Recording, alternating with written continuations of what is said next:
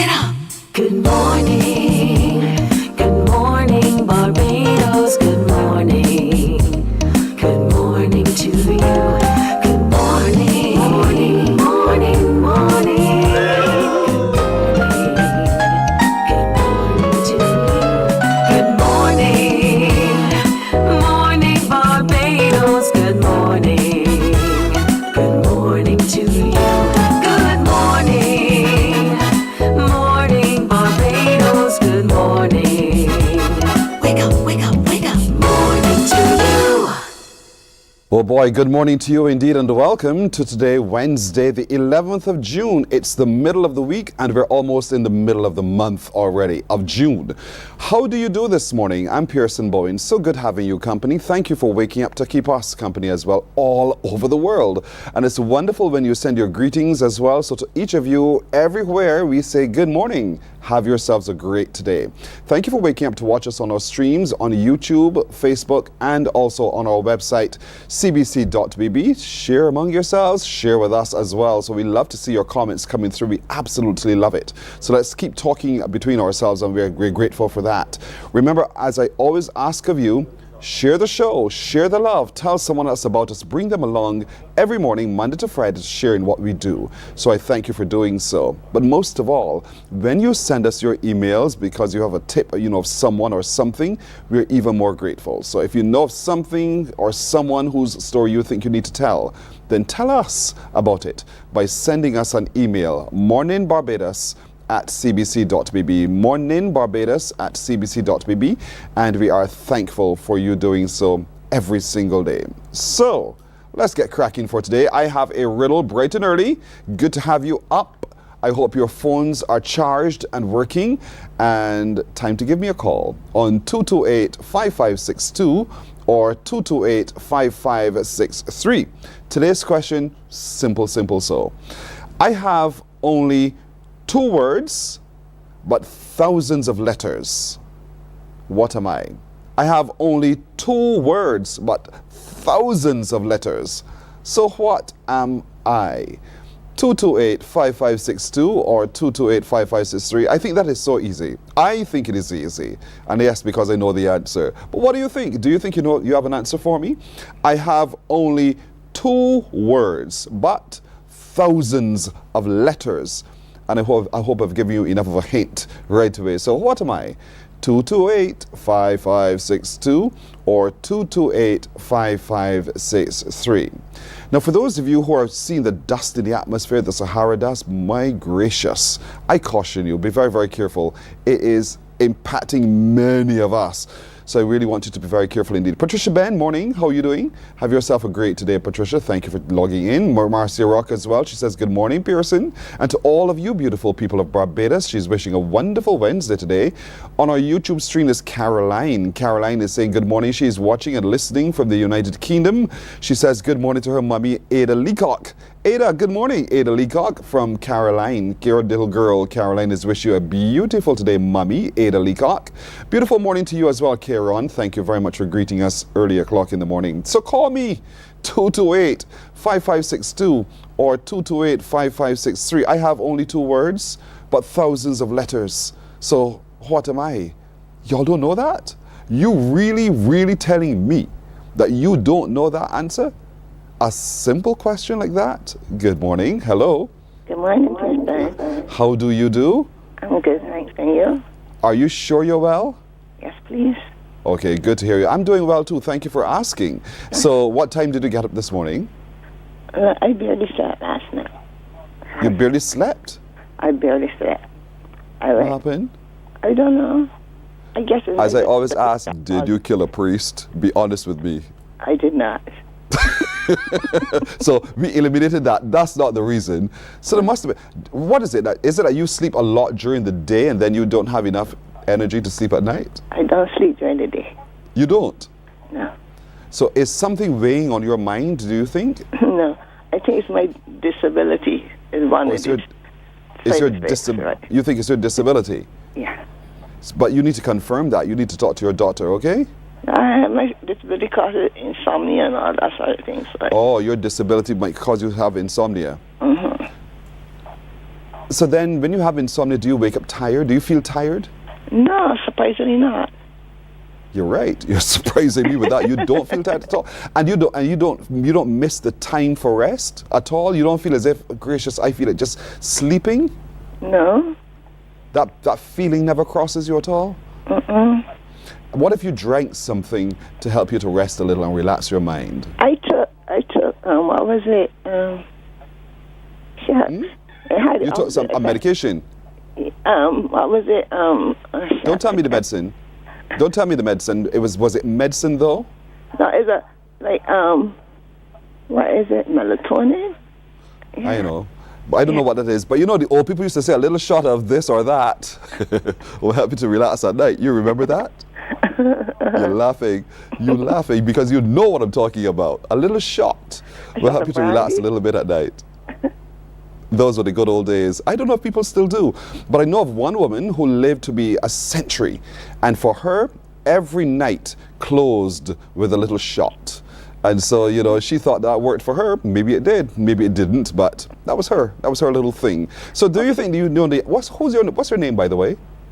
My name is Terry. Terry. Oh, it's you, Terry. All right, my girl. So talk to me. What do you think the answer is? A dictionary. It's wrong. Okay. Thanks for trying, okay? Okay. Bye-bye. Have a good day now. Bye-bye. 228-5562 or 228-5563. I have only 2 words, but thousands of letters. I can't think of a broader clue. What, therefore, am I? I have only 2 words, but thousands of letters. What am I? Good morning. Hello. Good morning. Hi. Woo, what a voice. What a perky voice in the morning. How are you? I'm all right, thanks. Getting ready You're for very work. welcome. And what's her name, or where are you watching from? Nadia St. Michael. Nadia of St. Michael. You know, I would say Nadja as opposed to Nadia. Okay. Yeah. It's Because in the United States, you know the word what we call Marcia? Uh-huh. In the US, they call it Marcia. Oh. So I'm calling you as of today, Nadja. Okay. Okay? I'm rechristened today. Pardon me? I'm rechristened. I rechristened you, yes. So meet me at the registry, we'll change your birth certificate to Nadja. We'll do that. All right, Nadia, do you think you know the answer?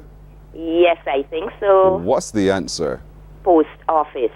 Why would you say that, Nadia?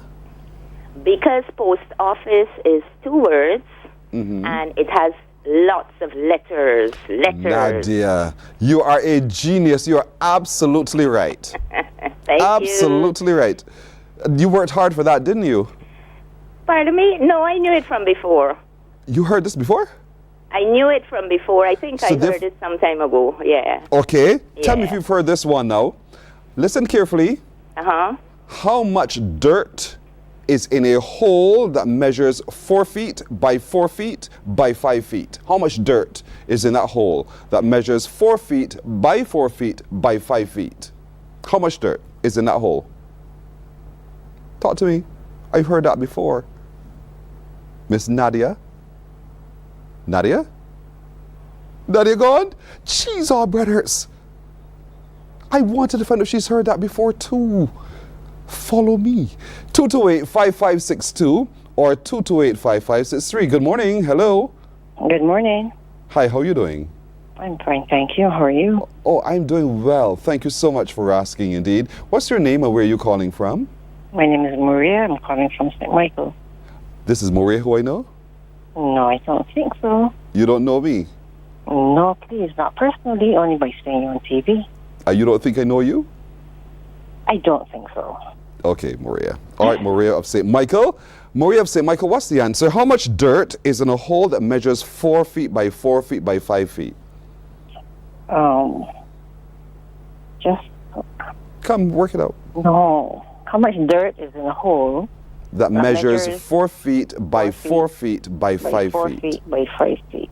Mm-hmm.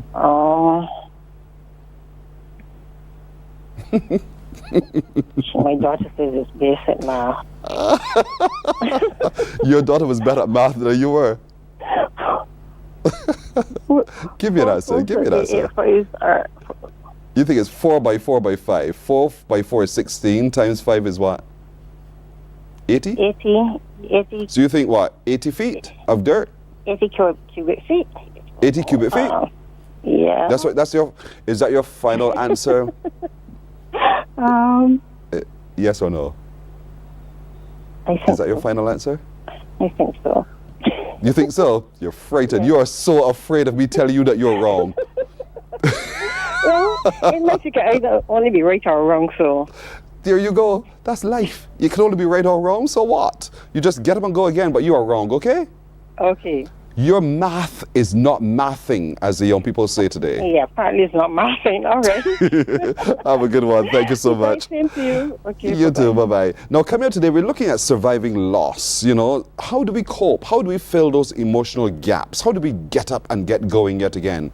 Our clinical psychologist, our clinical psychiatrist, Dr. Joy Sue, will join us in just a little while, because sometimes death meets us suddenly and we just don't know how to do. What to do. We'll talk about that in just a moment. But I have another call. Good morning. Hello. Good morning. I was disconnected just now. I was holding on. So, Nadja, you heard the question, the new question, did you? Yes, I did. And let me hear your answer, please. There's no dirt because it's a hole. Nadja, where did you go to school? Bishop's High School in Guyana. In Guyana. Yes, please. And then when you moved to Barbados, did you continue school here? No. I came to the Queen Elizabeth Hospital 34 years ago. Oh, so therefore you have a clinical mind. I think so. And a baby Let me tell you, girl. mind because I'm a midwife too. Are you still a midwife? Yes, I am. So you still do That's right. deliveries and so forth? Sometimes, yes, I do. So Because I'm in the clinic now, antenatal clinic. Yeah. A lot of times, I was a baby born at home. I don't know if that happens a lot still. Does it? Sometimes, yes. I mean, sometimes, in but not Barbados, as yes. much as before. No, because Yeah. they have free clinical care here in Barbados. Yeah, everybody rushes to the hospital. Have your baby at home. What's wrong with that? I was born. All of my parents' 10 children were born at home. Wow. Wow, about In what? those days, they had village midwives. Yes. Yes. And she would come visit, and we were giving birth to a home. And be all right? Yeah. Well, thank you so much. You're absolutely right. Thank you for calling, Thank okay? you. I can go You're to welcome. work on a high now.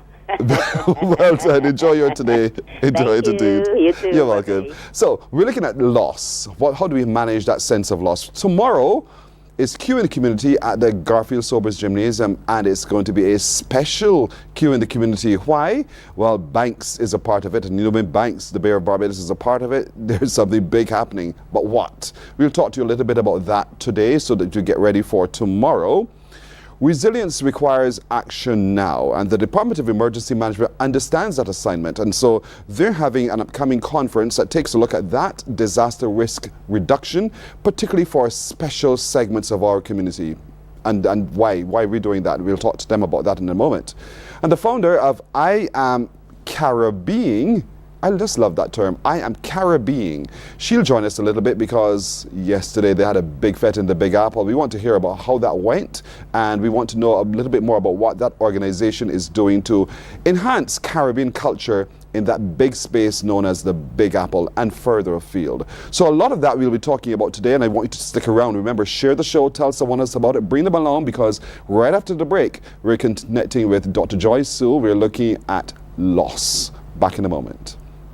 Morning, morning, morning. Good morning. Good morning to you. Books open your heart, your mind, and your soul. They are educational, entertaining, inspiring, and motivating. Are you an author of a recent book you want to share? Then Mornin Barbados would love to feature your book in our The Next Chapter segment. Send us an email to morninbarbados@cbc.bb. That's morning without the G. Come and let us turn those pages together. Hey there, it's Mahalia. I want to share something that might be really helpful. If you're feeling anxious, overwhelmed, depressed, or lonely and have no one to talk to, call Lifeline Barbados. We all face struggles at times in our lives, you're not alone. There's no need to feel ashamed or embarrassed. It's okay to reach out for support. Lifeline Barbados is completely confidential. No one else will know you called. They're there to offer a caring ear and guidance without judgment.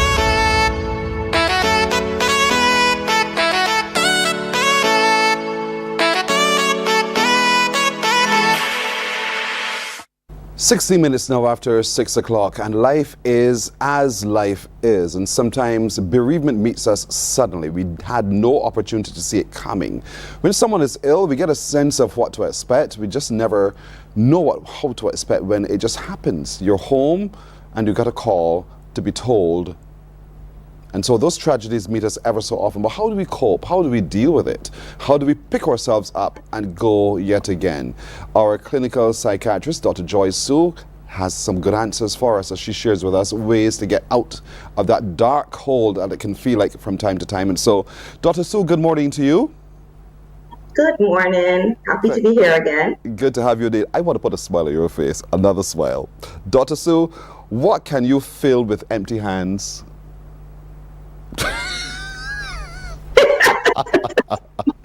Pearson, I don't know, and that's okay. That's okay. Because sometimes in life, you don't know. And sometimes, and because you don't know, you're never prepared for every eventuality.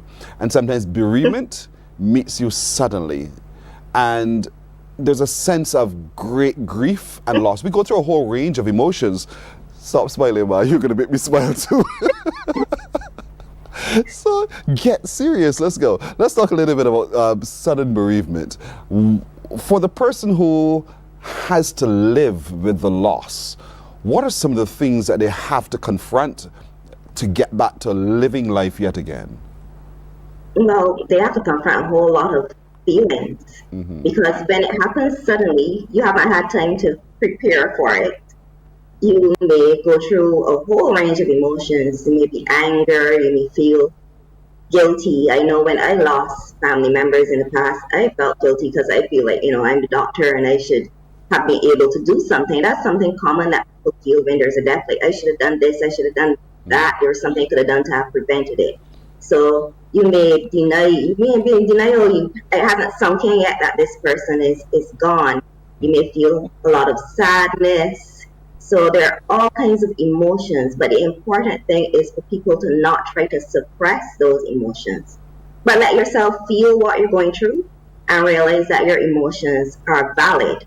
And you don't have to grieve like someone else is grieving. You can grieve your own way. So people grieve in different ways. There are some people who may not be openly showing. Some people don't cry and scream out and so on when they hear this news. Some people are calmer.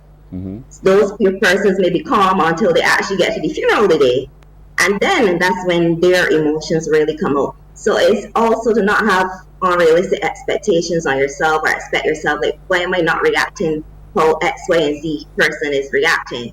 And for persons not to also put that pressure on persons worrying, oh, this person's not praying, why didn't pray yet? Right. So those are things that happen. So people grieve differently. You have to give time and space for yourselves to grieve in the way that you're supposed to. So when I don't grieve in the traditional way, bawling and breaking down and all the rest of it, and people are looking at me, judging me, you feel guilty because you're wondering, what's wrong with me? Why don't I somehow do the thing that was required of me? Why am I not crying? Why do I not feel as though I need to just open up my soul and let it all out?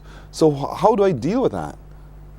As I said, you give yourself some grace because you don't have to grieve for other person's grief. You may be grieving in a different way. It's just not that way that, involves tears and so on. So you may be grieving, you may be thinking of the person. Every day you get up, you feel like there's this gap in your life because your days always involve this person, as part of your routine. So even having those kind of thoughts and memories and getting up and saying, hello, good morning, and then you realize the person's not there, that's a form of grieving too. So you don't have to do the breaking down, praying. And sometimes, you know what? I feel like sometimes persons overdo that a bit just because they feel that there's a pressure to behave that way. So I don't think that anyone should feel pressure to have to grieve in a particular way. Could Could I misread that reaction to be a sense of denial? Yes, it could be easily misread that way. But if the person is really in denial, they're not going to be accepting that the person is dead.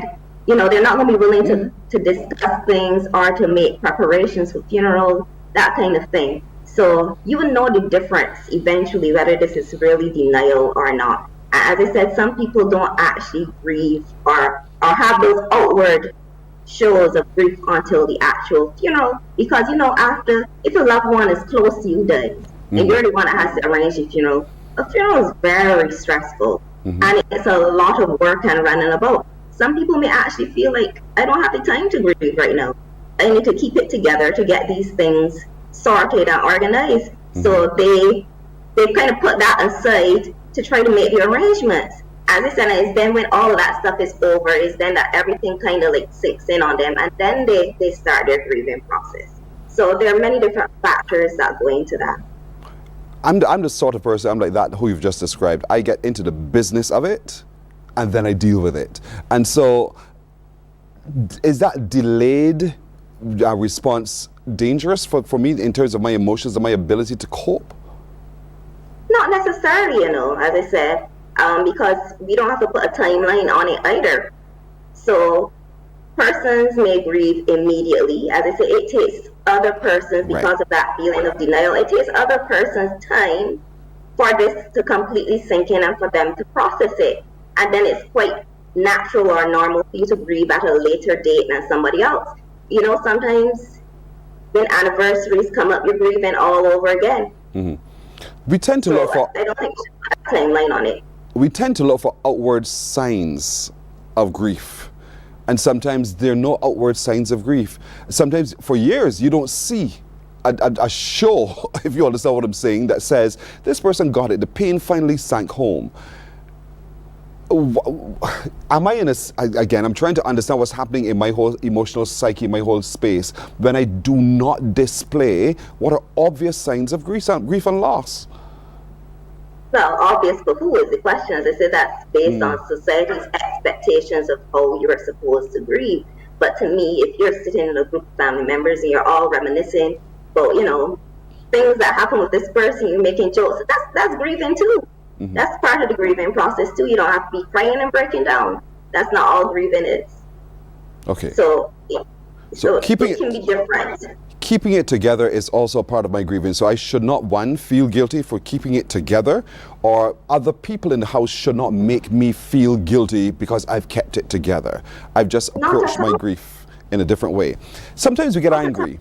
Sometimes we get angry and we have questions. Is that normal? Is that expected? And how dangerous could that possibly be when I'm just lashing out simply because it's so sudden? Well, it is also normal or natural to get angry too, especially when you have it when it's an unexpected death and you don't know, you might not know all the factors involved. And so you might get angry, your anger might be reasonable, it might be unreasonable too, depending on the situation. So it is normal to do that, but you have to be able to not let that turn into aggression. The anger is not the problem. The emotion, anger is not the problem. It's if it becomes aggression now where you're like blaming someone else for it and you go to try and do something about it. That would be problematic. So it's best to let those feelings out by talking to someone, whether that's other friends, family, a trusted person you can trust, and just talk those feelings out so somebody else can be kind of like a sounding board for you. Or so talk it out with people who are going through the same thing as you, who can understand what you're going through because they've lost that person as well. And that can be very helpful to diffuse those kind of feelings and put things in perspective. Is there a logical sequence though? News of the death, A, B, and C should follow right down till we get to Z? No, not at all. There's no logical sequence. As I say, it's different for everyone. So I'm thinking back to my recent experience when I lost a family member. What happened with me, I was shocked. I was shocked. I was in the clinic. I had to ask for an excuse. Client was very understanding. I went outside. I sat under the tree. And I was out there. It took a while before tears actually started to come. And then it was like this denial and disbelief Then I had to call other family members and inform them. So then I had to hear a person screaming and their disbelief. So then it all went into this whole anger, frustration, guilt. So it was a whole mix of feelings. And I don't think that there's a logical sequence that it follows. Because sometimes you may go to one stage and you cycle back to the beginning stage. As I say, you might have done all that praying stuff already, and then you go to the funeral, a person starts to talk about things, you cycle back through all those feelings again. So there's no logical sequence, and we only really start to worry as psychiatrists if a person is, say, they're going through the grieving process, they've lost someone, but now they're saying they want to die too. Yes. So they're expressing kind of suicidal ideas. Now that's not normal grieving. What's wrong with that? I want to die too. Right, so if that's extreme. So we don't consider suicidal ideation a part of grieving. So there's I want to die too, by the way, as distinguished from I'm going to kill myself. Right. I'm going to kill myself and join the person, yes. No, but so the sense of loss. My life without this person. Correct. Versus I want to kill myself and join this person. That's so there are right. different nuances to that too. And that's what I'm talking about. When the loss is so impactful that you feel the separation in such a significant way that you can't see beyond having that person around you, and knowing that they're no longer physically able to interact with you, you feel as though you want to follow. I'm going with you. And we see that often tend to happen with older couples who've lived their life happily ever after, and then boom, one goes, the other one says, you know, I give up the ghost too, I'm going too. What's wrong with that? But not necessarily, because if you spend, say, 40 years of your life together or something like that, it's hard when the other person leaves, because you might not know, as I say, you might not know where your schedule and your, what to do without that person there, because so much of your life involved having that person. Your whole sense of identity might have been, built around that person's involvement in your life. So it's hard. So I think it is partially natural for persons to think, hey, what am I going to do with my life now? How do I move on without that person? But you don't want persons thinking, boy, I should just really die and go with that person. These are thoughts that you start to get a little worried about. And at that point, the person may need to get some professional help. And by professional help, I don't necessarily mean rushing to myself, a psychiatrist. You don't have to start there, but there are grief counselors. There's even a bereavement hotline. I think National Assistance Board has a bereavement hotline. A lot of people don't know that. So there are resources that you can access if you don't have that family or support, or your support of friends, to help with going through this grieving process, and to help that grieving process not go to something which then becomes more than that, as I say, where you want to go and kill yourself because you can't see any other option, because you feel that life cannot go on without this person. The period leading up to the funeral is one thing. The period after the funeral is another thing. And we'll talk about those kinds of things when we come right back right after this break. We're with Dr. Joy Sue, clinical psychiatrist, as we look at sudden death, sudden bereavement, loss, and how do we cope, pull ourselves together, and keep going. We're back in a moment.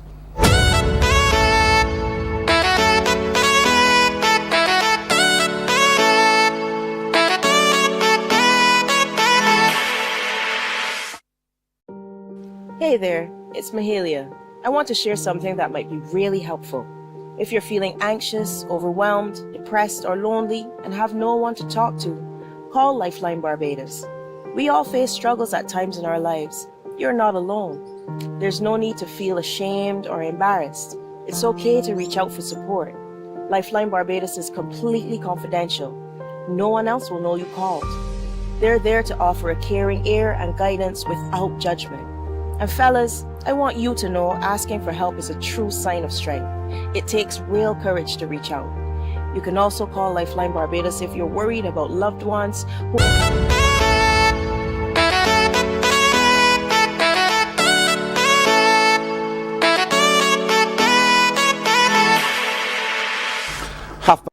Yes, we are with clinical psychiatrist Dr. Joy Sue as we look at loss, sudden bereavement. And I know in recent time, many of you have been met with that, where you got the call to be told your loved one died either as a consequence of a tragic accident or otherwise. And so how do you cope with that thing? And so that's what we're talking about right now to help you become better. So Dr. Sue, leading up to it, the planning is one way for us to be able to manage ourselves through the process. Having other people around us is another way to help us manage ourselves through the process in planning it out. The funeral comes, other people are there, so we have that familiar support from there. But then they all go home and I'm left alone. Living in my state of depression because now there's absence in the house, knowing full well that that individual is no longer on the face of this earth. A lot of times that dwells on a person's psyche. How do they now begin to rebuild themselves? Well, first you have to know that when you're going through this process, you have to take care of yourself. A lot of people, especially when they're busy with the funeral arrangements and so on, they forget to do certain basic things for themselves. So you have to take care of yourself, make sure that you're eating properly, that you're hydrating enough, that you're getting enough rest. And some things that can be very hard, the rest part, sleeping can become very difficult when you've lost someone. It's hard for your mind to relax and for you to go to sleep, but rest is important. But also you got to know when to reach out when you need assistance too and accept assistance. So you also have to try and maintain parts of your routine that, were natural before. See if you can keep some of those things so you feel as if there's some kind of normal that's going on still in your life. So try to go out, get some exercise. If you used to do that before, and exercise always helps. But try to keep what activities you had before. Try to see if you can keep some of those activities to keep you going, because it is easy to fall into temptation to just stay in bed and do nothing because you're feeling so sad and down. But then that just makes you feel worse. So there's a cycle that you go through when you're feeling sad. If you stay and isolate yourself, it's going to make it worse. So it's better to try and keep some activities, go out, socialize if you can, be around other persons rather than just being in the house alone all the time. So if it's at night and you have nobody else there, you can make a phone call, reach out, talk to someone before you go into bed. It might help. So those are some of the little things that can help. But it's also very important that people support persons through that process as well. And people kind of, they take for granted the little things. So if you know that you have a person's close to you and they've lost someone, it might be a friend or someone, the first thing you can do is just listen to them if they need to talk. So provide a listening ear and a non-judgmental ear if they need to talk. But also people forget the little practical things. You can ask them, the next question you can ask them is there anything I can do to help?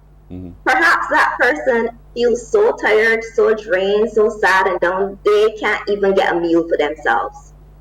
You might be the person who can come and bring over some food for them, make sure that they're eating properly. So it could be something simple like that. Perhaps they're so sad and down, they can't manage with their kids.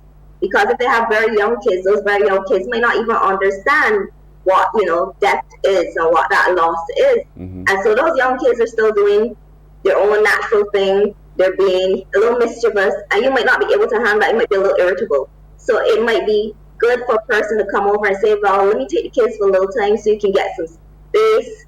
Maybe you need the space to handle the funeral arrangements. So even babysitting, those things can be important. Even maybe helping with some of the financial burdens, helping with the funeral planning, having someone there, that really helps. Having someone drive you around, you might be not in a frame of mind to drive and do things, because you might not be concentrating properly. So just, providing that practical assistance to persons can also be very important in helping them to get through the process. You've opened up so many questions in my head. You've opened up so many things. One, you introduced the whole concept of the children, the younger ones in the family, and they too are dealing with a sense of loss. How do we help them understand that the future is now different because this individual is no longer here? There's one. And secondly, how do I manage the memories, because they're going to flood me every minute almost. A smell, a sight, a sound, all of those things are going to trigger for me memories. And so I'm required now to manage those moments, moment by moment. Same thing for the children. So how do we, one, explain to the children what's happening and help them cope, and then how do we ourselves cope with the memories that linger? Because different children at different stages, they have a different understanding of things. So very young kids might not understand that they've lost a person at all. So imagine going to a funeral and the next day afterwards, your 3-year-old or so is asking, or 2-year-old is asking, where's daddy? Mm-hmm. They don't understand that daddy's not coming back. So that would be very hard for the person who's in that situation. Mm-hmm. But you do have to take time to talk and explain to kids. And also, we like to do a lot of talking, but we don't like to do a lot of listening. Try to encourage the children to talk about their feelings for things. A lot of kids, especially younger ones, not understanding about that, they may view that as abandonment by the parent. And you have to be careful with that, because then they grow up with this sense of abandonment, which can cause all kinds of emotional problems later on. So I would say it's important to let children talk out those feelings. And oftentimes, we don't think about the children when we're thinking about grief counseling. Mm-hmm. But a lot of times the children need some kind of support as well. It's not just the adults that are going through it. So we have some things that happen, as I said, where children don't understand that the parent is gone, and they might still try to pretend that the person is still there and talk to the person as if they're still there. Mm-hmm. So children too need the support. But as I said, the first thing is to start by talking to them, explaining what has happened in language as appropriate for their age, and then listening to them, encouraging them to express their feelings about it. Right. And the memories, let's talk about that, because memories don't leave like people do. And so, with that said, they will forever be. And so you have to start rearranging those pictures in your mind and seeing, rather than the tragedy, the beauty of that devolved through that relationship. Talk to me a little bit about helping me and others who have sudden loss rearrange those memories to have fond memories hereafter. Well, you said it correctly. You have memories, but to me, that's a good thing, because you want to keep that person alive, don't you? The person's alive in your mind and your memories. That's why you have to hold on to. So I don't fight the memories come in. I let those memories flow. It's almost like you have like a reel in your head that is playing with these memories. So you have to pull from the good feelings, the good memories that you have of the person, and learn to hold on to those memories. That's something that you can pull up in your mind if you're feeling sad or down and say, remember the time when we did this? And it also helps when those memories come to you, if you're in a group and you can, talk about it. As I say, talk with your friends and families and laugh about things that happened in the past. So use those memories to your advantage. The memories are not a bad thing, they're a good thing. True. Give me an example of what to say to the child who has flashbacks of memories of a missing parent or a missing loved one. What do I say to help the child over that period? Well, do you want the child to be over the period, or do you want the child to go through it? That's just don't want to have a child who's in pain. I don't want to have the child let you shut down and try to rush the child, to get past it. I want you to talk the child through it. So they're having that flashback. Talk it through with the child. Find out how they're feeling about it. Because sometimes I said good memories, but memories are not always good either. Mm-hmm. Sometimes you have bad memories of the person who left. There are some unpleasant memories. But the thing is, as I said, not to try to get persons to shut that down, but talk them through it, so that they can express their feelings on it and get it out. That's how they process the loss of that person. So do we say what you're feeling is real? One, acknowledge the feeling, and I'm probably feeling the same way too. But if we remember, blah, blah, blah, and we can pick up the conversation from there, do I start it in that kind of way? Yes, validating their feelings is important. As I said, that's what I mean by not shutting their feelings down or shutting those things down. You want to talk also validating emotions is very important for children. Mm-hmm. You don't want children to feel that the feelings that they're having are unreasonable in some way, because then they will stop expressing them and you won't know what's going on with that child until things are out of control. Mm. So as I said, it is important to let them talk out their feelings and you listen instead of jumping in and trying to give advice or saying you should do X, Y, Z. Just listen. And if you say, as you said, Pearson, you say, well, you know what, I miss him too, and I feel sad too at times, then they get to know that their feelings are natural. Right, right. And that's important. I know we talked about the factor of time before. There's no time on this, and everyone's experience is different. But 20 years later, you know, there are people who look at you and say, but 20 years later, you ain't get over that yet. What do you say to that experience? You're smiling because you know this is real. What do you say about that? Yes, that does happen sometimes, but it depends. Is it 20 years later and the person has not been able to function since then? Then I might worry.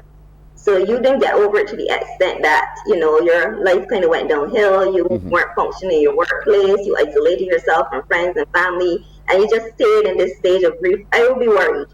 But if it's 20 years later, and I mean, it's the anniversary of death, it's somebody you're really close to, it's possible that 20 years later, you're still looking back and you're still having a fondness or a sadness when that anniversary comes. And anniversaries are triggers for people.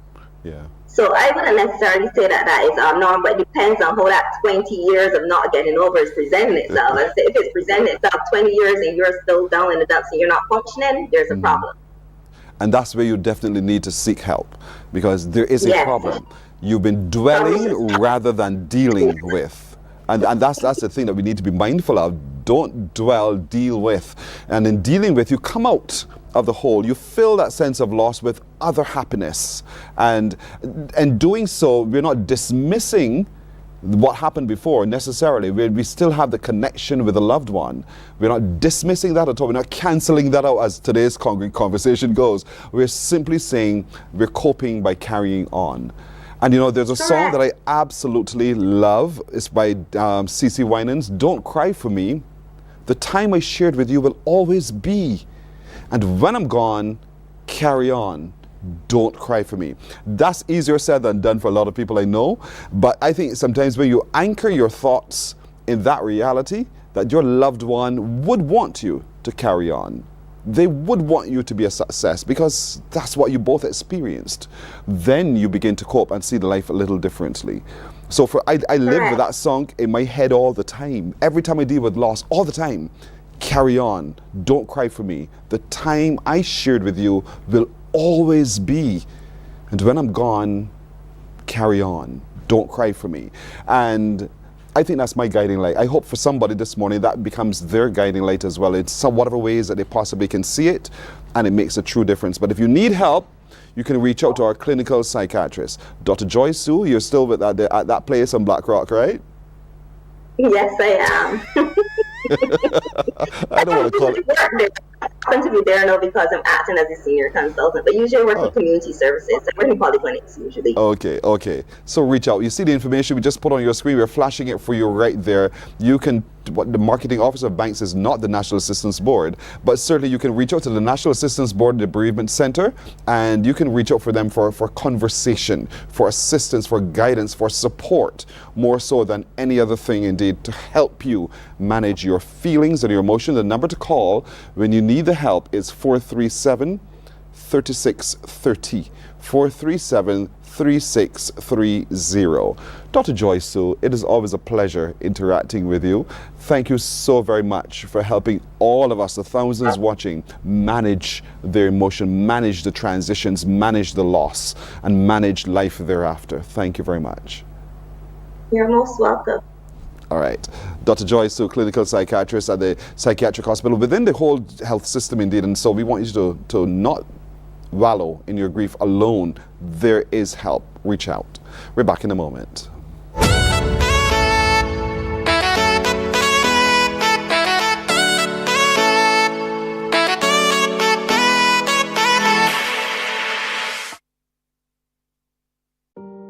Hey there, it's Mahalia. I want to share something that might be really helpful. If you're feeling anxious, overwhelmed, depressed, or lonely and have no one to talk to, call Lifeline Barbados. We all face struggles at times in our lives. You're not alone. There's no need to feel ashamed or embarrassed. It's okay to reach out for support. Lifeline Barbados is completely confidential. No one else will know you called. They're there to offer a caring ear and guidance without judgment. And fellas, I want you to know asking for help is a true sign of strength. It takes real courage to reach out. You can also call Lifeline Barbados if you're worried about loved ones who are struggling and you need advice on how to support them. There's a saying, a problem shared is a problem halved, but not everyone has someone they can confide in. That's why Lifeline Barbados exists, to be there for you or someone you care about during tough times. Save this number. Lifeline Barbados is just a call away. Remember, you can reach out whenever you need to talk. There is a saying, you can find a Bajan anywhere. Are you a Bajan living abroad? Or do you know of one who has migrated to another country? Well, we at Mornin Barbados would love to have you or them on our Bajan Afar segment.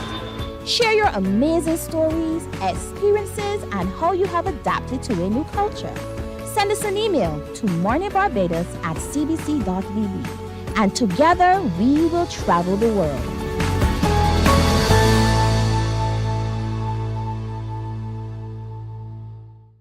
Some ask, what? Morning, morning, morning. Good morning. Good morning to you.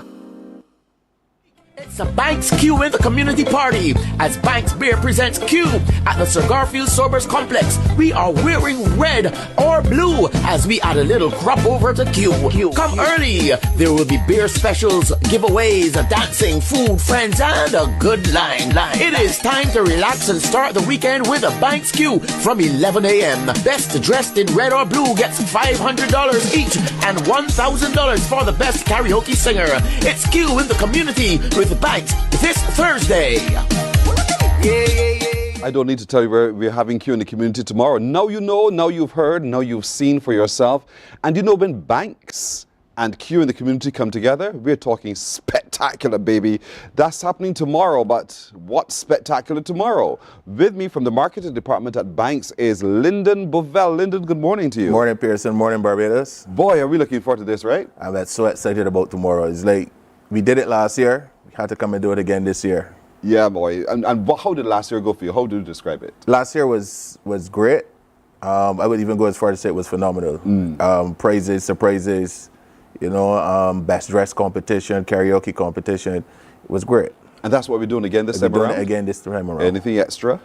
You can't let the cat out the bag. You have to come to see. I hear about beer specials. I hear about all these things. Yeah, we're doing beer specials, 6 for $20 all day. What? Yeah, and then also we have the karaoke competition again, rare red or rare blue.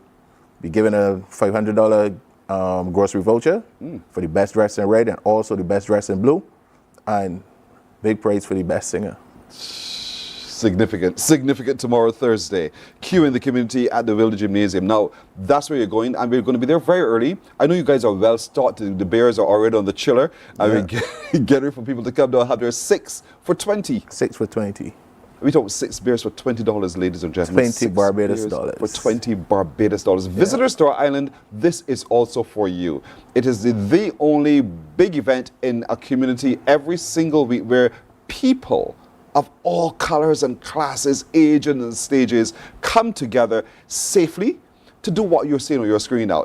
Dance and really have a good time in a spirit of community, living literally their best life. And so when Banks is a part of it, it is significant. And Banks has always been a part of Q in the community. Always been a part of Q in the community. And, you know, Barbados knows Banks is like the pillar. We everywhere. We're in all kind of community events, everything. Yeah, because y'all just love a party, right? That's what they love to do. Yeah, for sure. And that's what Banks love to do. So tomorrow, you want us to wear red or blue? Or blue. And this is fully outfitted or shirt, pants? It's entirely up to you. If you want to wear a contrast of both colors, that's fantastic. We just want it that way you get that aerial view of the queue.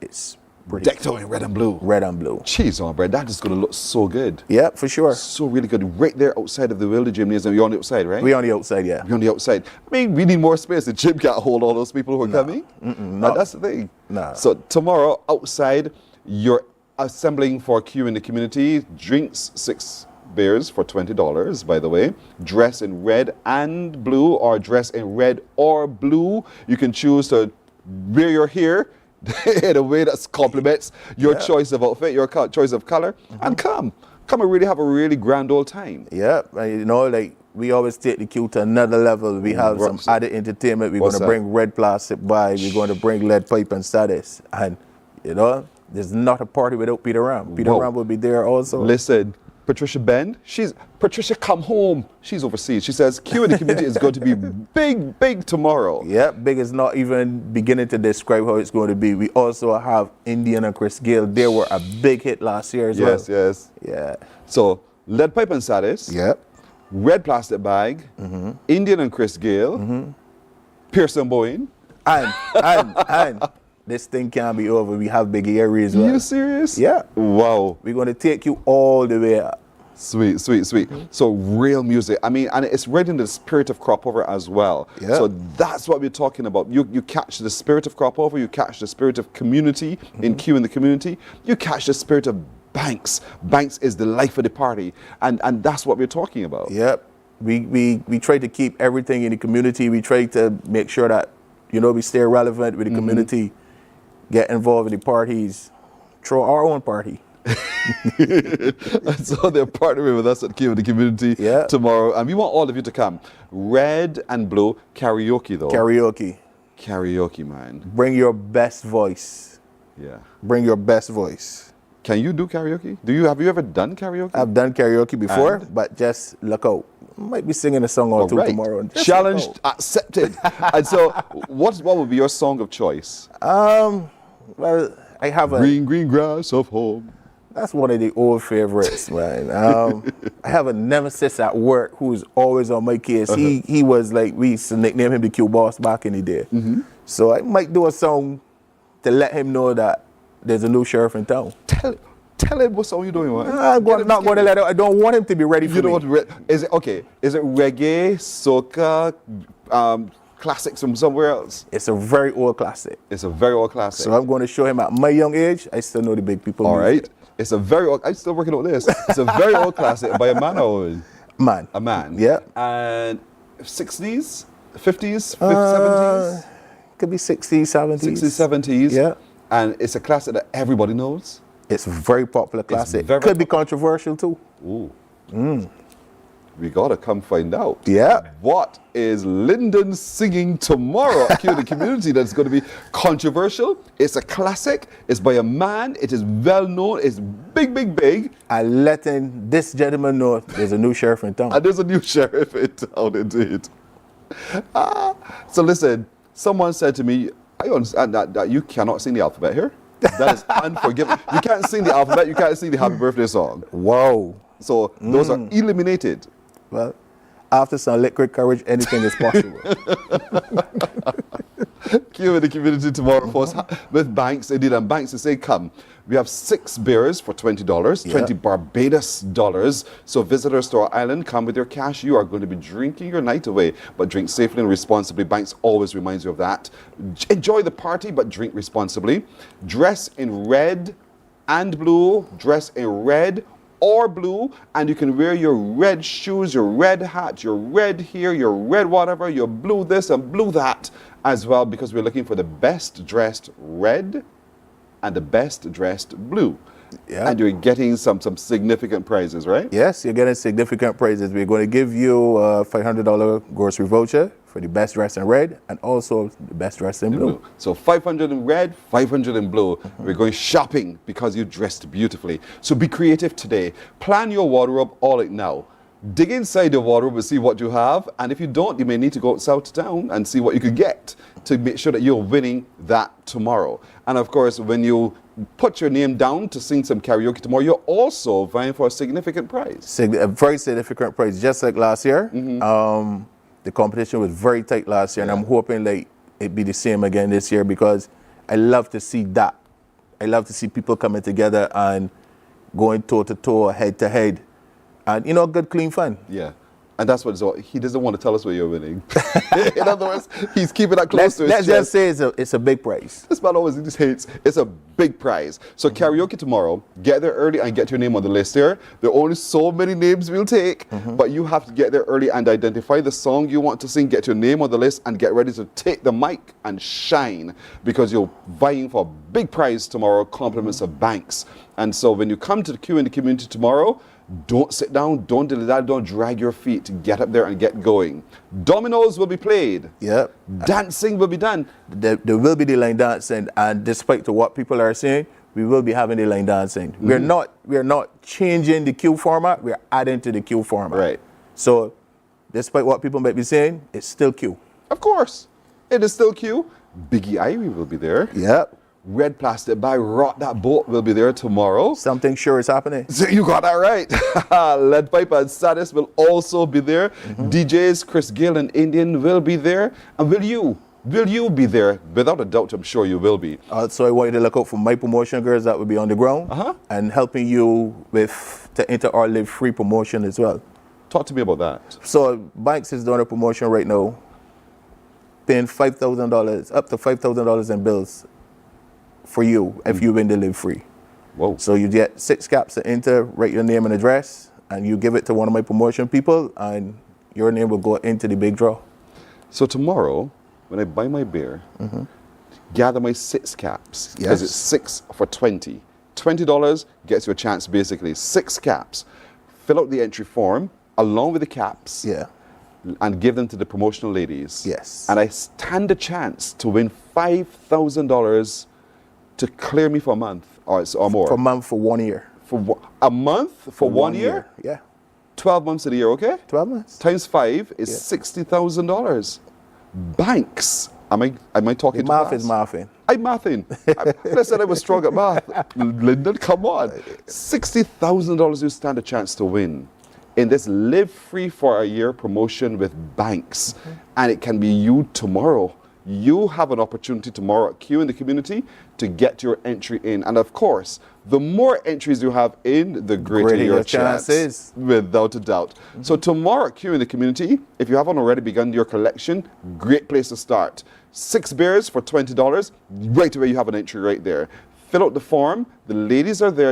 I hope they have a pen to help us tomorrow. We will provide everything for you. Good. So don't miss the chance. When you see the ladies, fill out your form. Fill out your form. Give it to them and wait for the call. Give your forms, plural, to them and wait for your call indeed. You are winning $5,000 a month. A month. For 1 year. For 1 year. For 12 months. $60,000. That goes a long way. It truly goes a long way. That's because Banks is really not just the life of the party, but Banks gives life to you as well, simply being a consumer of Banks. And that's what it's about, indeed. Partnering, indeed. Tell me again, because... and so we want you to know that when you come to Q in the community tomorrow, that you're engaging with all of this. So let me give them a capsule again. Dress in red, dress in blue, dress in red and blue. Dress your hair, your shoes, your belts, your everything. Look the part. And stand by to win $500 for the best dressed blue and the best dressed red man or woman. Man and woman? Are you giving males and females or just one? Just one. Just one. So the best dressed in the male category and the dressed best in the female. Oh no, the dressed best blue, whether it's male or female. No, I think we're going to do male and female. Oh, in each category. Good. So gentlemen, you have a chance to do so. The gymnasium is going to be packed out tomorrow. Pat, girl, you're right. So, but Marcy Ross says, I'll be peeping in on Q tomorrow. Come if you can. Tell her but don't then peep. She oversees. Oh. So she's going to peep in on Q tomorrow. That means, to remind you, that we're going to be streaming it live on our Facebook page, of course. And we'll be heard live on radio from 12 noon tomorrow as well, because we are all going to the gymnasium tomorrow for Q in the community. So, the best dressed we're doing. Karaoke, there's a big prize. There's line dancing tomorrow. Lyndon is seeing his classic from the 60s, 70s, thereabouts, but he's challenging his colleague. You can come challenge your colleague as well and sing some songs. Get there early to get your name on the list. Red Plastic Bag, Biggie Irie, Lead Pipe and Sadis, Indian and Chris Gale, and you are going to be there. It's going to be fantastic. For sure, it's going to be fantastic. And looking forward to seeing everybody there. And come on, Thursday, Q. Without a doubt. Banks is the light-hearted of the party, boy. Yeah. That's what it's going to be tomorrow. The life of the party indeed coming, brought to you by Banks. Thank you so much, Lyndon. Always a I hope pleasure. that tomorrow you're so tired that you don't go to work on Friday. And I'll give you the day off. Trust me, I'll give you the day off. But I wish you well and wish the whole Banks team well. And thank you for partnering with us at Q in the community. No problem. Always a pleasure. Always, my brother. Thanks for having us. You're welcome indeed. All right. Folks, Q in the community is on tomorrow. You got to be there. We're back in a moment. Party as Banks Beer presents Q at the Sir Garfield Sobers Complex. We are wearing red or blue as we add a little crop over to Q. Come early. There will be beer specials, giveaways, dancing, food, friends, and a good line. It is time to relax and start the weekend with a Banks Q from 11 a.m. Best dressed in red or blue gets $500 each and $1,000 for the best karaoke singer. It's Q in the community with Banks this Thursday. Morning, morning, morning. Good morning. Good morning to you.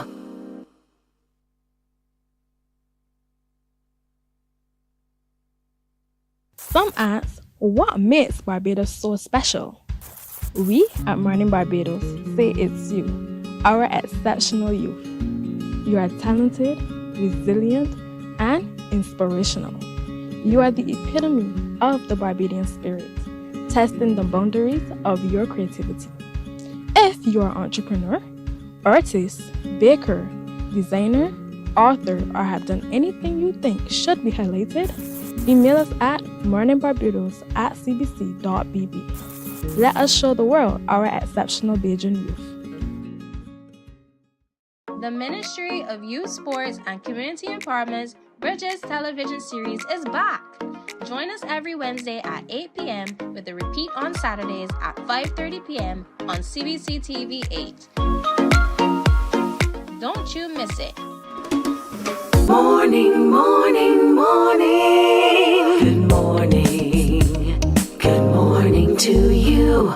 2 past the hour now. Let's take a look at news. Government has approved the lease of 2 acres of land at the Coverley Great House in Christchurch to the Barbados Association of Cancer Advocacy to facilitate the erection of a hospice and palliative care facility for the terminally ill.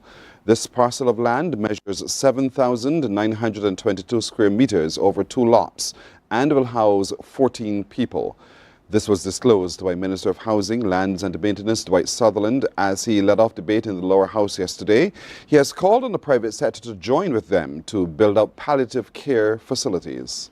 This government will continue, Madam Deputy Speaker, to provide support to BACA, and I'm calling to Madam Deputy Speaker this morning that the private sector needs to join with us as a government and other NGOs to ensure that we don't only build one palliative care facility, but we also give BACA the opportunity to go into some other community and have such another facility. With the countdown on for Barbados to welcome the region and the world for CARIFest 15, Prime Minister and Chairman of CARICOM, Mia Amar Motley, says the island is hard at work and promises the festival will be beyond expectations. The festival celebrates the Caribbean's vibrant arts and culture and is set for August 22nd to 31st and will be held under the theme Caribbean Roots, Global Excellence. We intend to be true to our theme of Caribbean Roots, Global Excellence, as we reflect on and celebrate and showcase who we truly are. What it will be is the explosive unleashing of the grand reservoir of Caribbean creativity and capacity for celebration. Yes, we have earned this moment, and we must claim it. CARIFesta will commemorate where we've come from, where we are at this moment in time, and where we're going on our road to transformation. I want to therefore invite you to join us here in Barbados from August 22nd to August 31st for CARIFesta 15. The majority of spilled crude oil at Oistins has been recovered, but efforts continue to clean up the residue. The Barbados National Energy Company Limited's Group Health and Safety Manager, Damien Catlin, says a team from the drainage unit is now assisting with that process. They're going from manhole to manhole along the road in Oistins and cutting new manholes where necessary because the distance between the manholes and the manholes that exist are too small to allow them to maintain the drains. So what they're doing, they're actually improving their access to the drains, and they're sending teams in to physically remove the sediment that has built up over time. When that sediment is removed, then we're following up with a team from Bees Recycling to flush any liquid or any residue oil to the open. Meanwhile, Mr. Catlin is again reassuring Barbadians that the majority of the oil discovered leaking from the nearby facility in Oistins last Friday morning has been recovered. The bulk oil is all gone. What we're doing now is trying to get the residual oil that's trapped in the drains itself out of there by flush it. But to flush it, you have to clear the sediment that's built up over a number of years. So that's where we are right now. Let's look at sports now. Kevlon Anderson earns a maiden call-up as the West Indies names a 16-member test squad for the home series against Australia. Anderson's selection comes against a prolific domestic season inclusive of 3 centuries. Johan Lane, a 21-year-old product of the West Indies Academy who claimed 63 first-class wickets in 17 matches, has also been called up. White ball batting specialist Brandon King has secured a first-time test inclusion, as head coach Darren Sammy says he's fit to the role that they've identified that needs special focus to take the team closer to the top of the rankings. So, Shea Hope, John Campbell and Casey Carty have all returned to the squad, which reads Roston Chase, Jomel Warrican, Kevlon Anderson, Craig Brathwaite, John Campbell, Casey Carty, Justin Graves, Shea Hope, Tevin Imlach, Alzari Joseph, Shamar Joseph, Brandon King, Johan Lane, Mikhail Louis, Anderson Phillip, and Jaden Seals. The CWI has reported that despite being under consideration, veteran pacer Kemar Roach has been not included and has been duly informed. The first test against Australia starts the 25th of June at Kensington Oval. That's news until now. We'll have more news coming up at 12 noon right here on TV8. We're taking a break. We're back in just a moment. Morning, morning, morning. Good morning. Good morning to you. The Ministry of Youth, Sports and Community Empowerment's Bridges television series is back. Join us every Wednesday at 8 p.m. with a repeat on Saturdays at 5:30 p.m. on CBC TV 8. Don't you miss it. God will not give you a job. God will not call you to do something and then not give you the capacity to have it, to make it happen. He will give you the resources, he'll give you the people.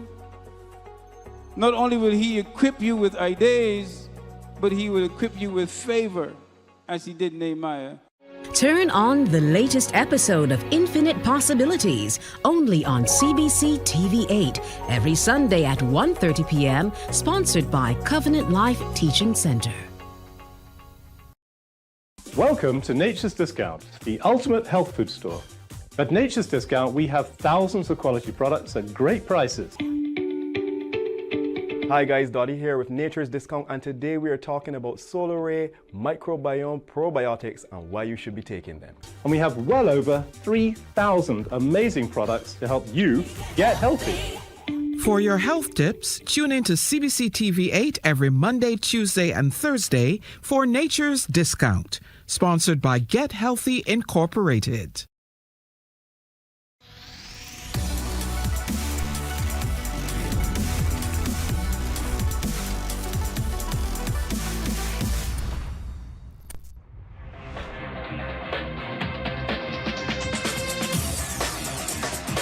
Week after week, Scold presents exciting reports and documentaries on the most varied topics of our time.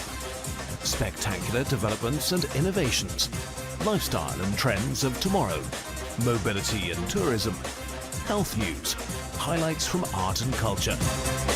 Each contribution grabs the viewer with extraordinary images and stories and takes him into fascinating worlds which he experiences here exclusively and up close. We're there when companies and specialists develop super satellites for a global network in space and can look behind the scenes. Scold is a window to everything that is there or is yet to come. Fly with us through time to better understand today and tomorrow. You've always wanted that. Scold, a look into the future. Our world today is not the world God wants it to be. One of the reasons, which will surprise many, is that our planet, its governments, and its peoples are all living under the weight of Satan's rule. From the beginning of mankind's existence to today, human history is the written record of what it means to live under the rule of the devil. Yet that rule is coming to an end, and what a difference that will make. Every Sunday at 9 a.m. on CBC TV 8, tune in for Tomorrow's World, sponsored by the Living Church of God. Books open your heart, your mind, and your soul. They are educational, Morning, morning, morning. Good morning. Good morning to you. We're taking a look at resilience. We're in the season of what we call hurricane season, but there's so many other natural disasters with which we're confronted almost every single day. Just last weekend alone, we had the oil spills in Oistins that caused us to activate in a way we've never had to activate before. But there are segments of our communities who are also impacted. We take it for granted it's only one segment. There are many segments of our community. And so we want to take a look at that in preparation for an upcoming conference put on by the Department of Emergency Management that looks at community building and elevating community resilience through disaster risk reduction. Joining me as we look at this subject today, next to me is Udali Wickham-Ashby, who is of the disabled community, but she is so powerful in so many non-governmental organizations. You know her. To list all of her titles will take me till tomorrow. Udali, good morning to you. Morning, Pearson. Good as always to see you. Good to see you too. Thank you. Next to her is Selwyn Brooks, who is with the Department of Emergency Management with one of the district emergency organizations as well. Selwyn, good morning to you. You're at St. James? Yes, St. James. Right. Good to have you as well, Selwyn. You have a lot of details to share with me in just a moment. Yes. And across from me is Yemi Knight, who is one of those young people who's taken up the challenge, who is a part of the activation of the emergency management in Barbados, and it's good to see young people get involved. Yemi, good morning to you as well. Good morning. Thank you for joining us too. Let's talk a little bit about this, Selwyn, about this upcoming opportunity for people to come together. Why do you think it's critical? Why does the Department of Emergency Management think it critical to put this on now? When we speak about community resilience, and the district emergency organization, as you will know, we have 30 that is assigned to each constituency. We are looking to see how we can build resilience, community resilience, and that is the capacity of a community to bounce back in the shortest possible time so that they can get back to before impact conditions are even better. And when we look in terms of the work of the district emergency organizations, who are the voluntary personnel assigned to the Department of Emergency Management, how best can they engage persons with disabilities, and how best can they have greater interaction with young people, all towards building higher levels of community resilience. And that is the background in which this conference is actually conceptualized, and we are very much excited that we will achieve our objectives.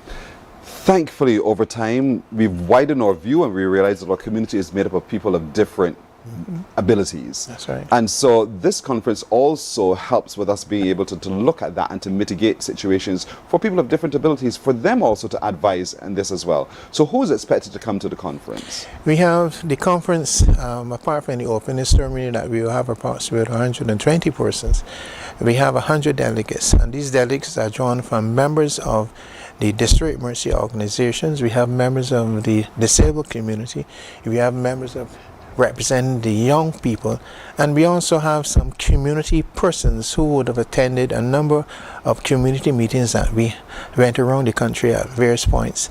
so that we have a good cross-section, input from a wide cross-section of the community as we hope to address, or as we seek to address the issues that we're looking at. Yemi, you could have sat and said, that's an older people kind of work. I'm too young, I don't work on that. You could have, but you chose not to. You chose to respond to the call and to take action. Why? Because young people are the future. And in discussing with Selwyn, he let me know that there's only 3 people under the age of 25 who are part of the district emergency organizations, and that is quite a small number, especially when you talk about succession planning. Who's going to pass on the baton to younger people? Who's going to take on the battle with dealing with natural hazards, as we see that these hazards are increasing year after year. So that's why I became a part of this, because we need to see more young people present. And it's not just myself. We had several meetings over the last couple months, and there were upwards of 20 people there, 20 young people. So that's 20 possible people that can join the district emergency organizations. And we hope to attract more individuals, more young people into this cause.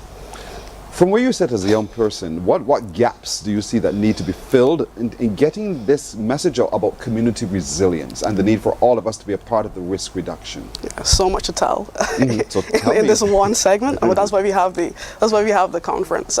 But the biggest thing is educating young people on the importance of being involved in these matters.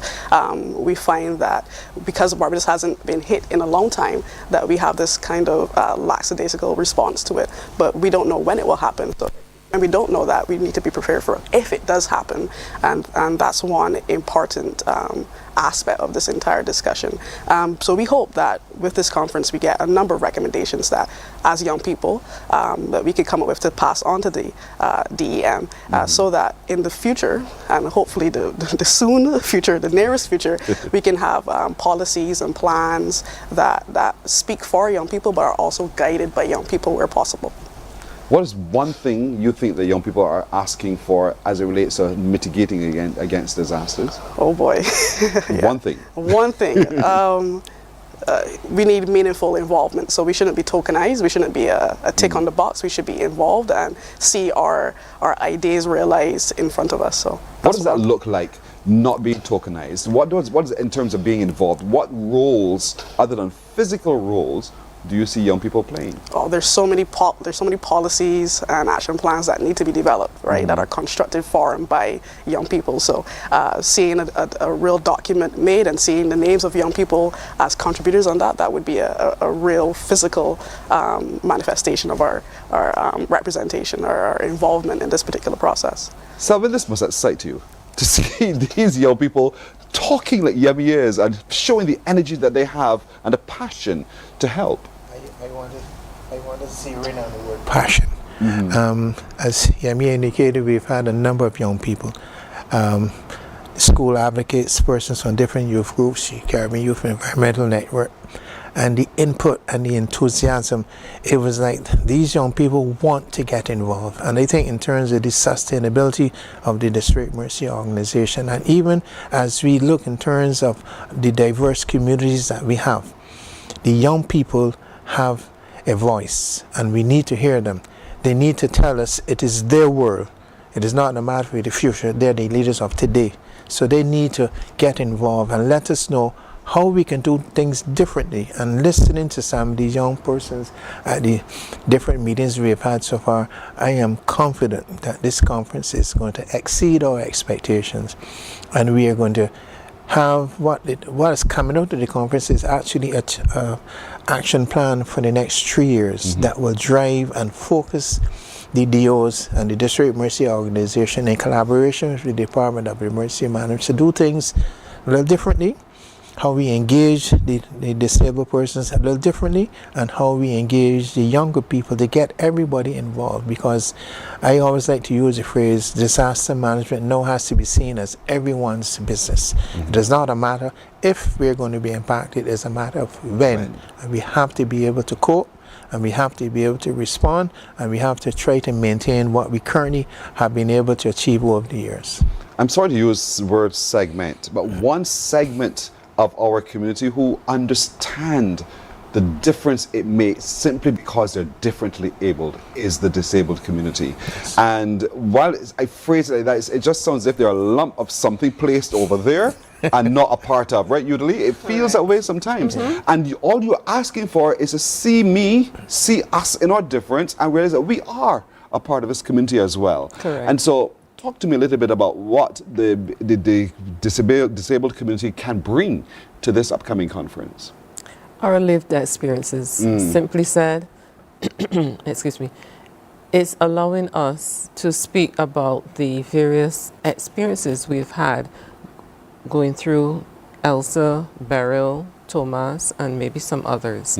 So again, how the fear, the vulnerability has been experienced by these individuals and what can be done to improve access, communication, and really true involvement. Like Yemi said, how do you get the people with disabilities involved to the point that they can comment and give direction on policy, that they can also give guidance on how to make the shelters more accessible. How do you deal with the dignity of the individual when they go into the shelters so that they don't feel more vulnerable and less respected? So it's some of these issues that we will bring to the table and really bring some practical solutions as to how do you treat persons who may be in a wheelchair, who have mobility issues, those who are deaf, and you think that they're simply ignoring you because they're not hearing you and you cannot communicate in sign language.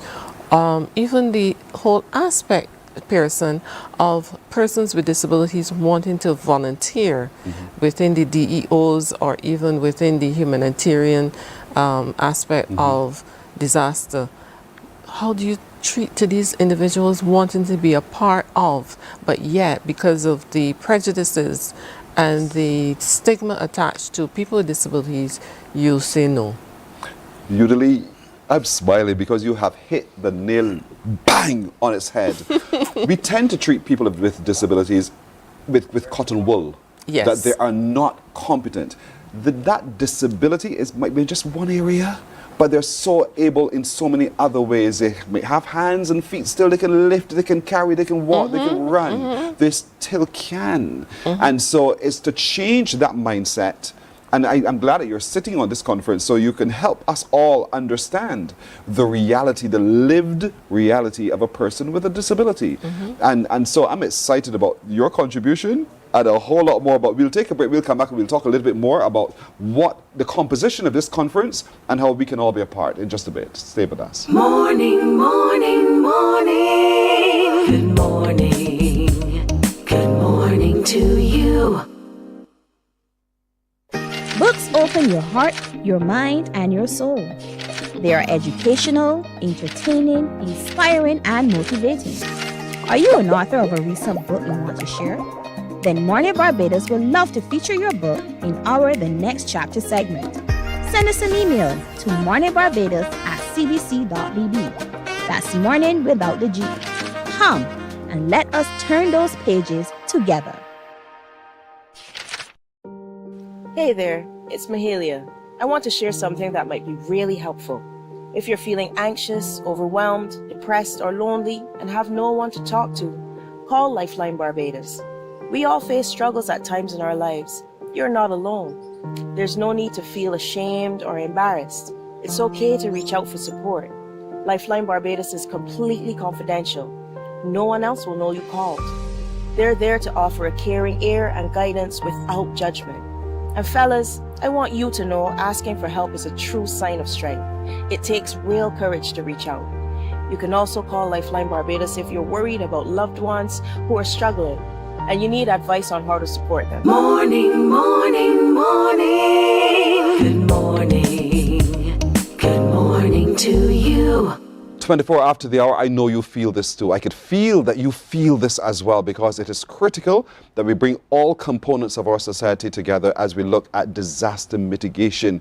And it is so important that the Department of Emergency Management, along with the district emergency organizations, are having a conference to bring these ideas together, to sit and listen to what is being put on the table, to see how we can begin to craft the change that is required.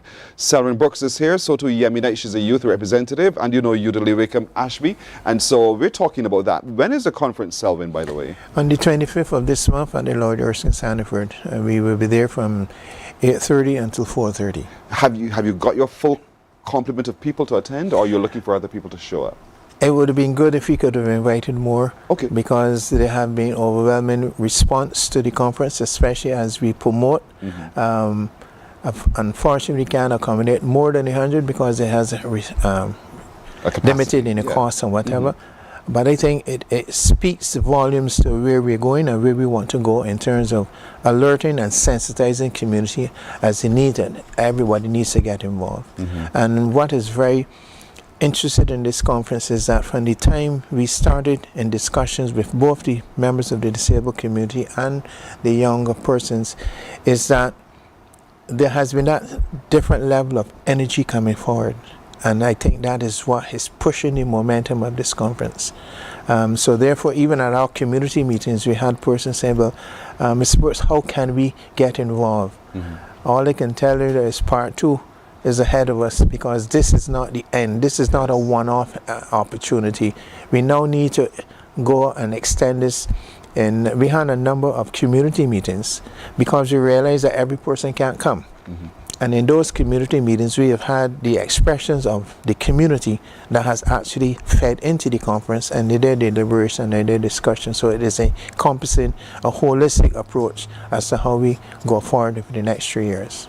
I'm glad that you're responding to the push by Yemi and the push by Udalili to really listen and to see change evolve. We need the change to happen indeed. Udalili, you touched on something, the communication, particularly for the person who's deaf. And so we're on radio, on TV, we talk, we make sound, but sometimes you can't hear it.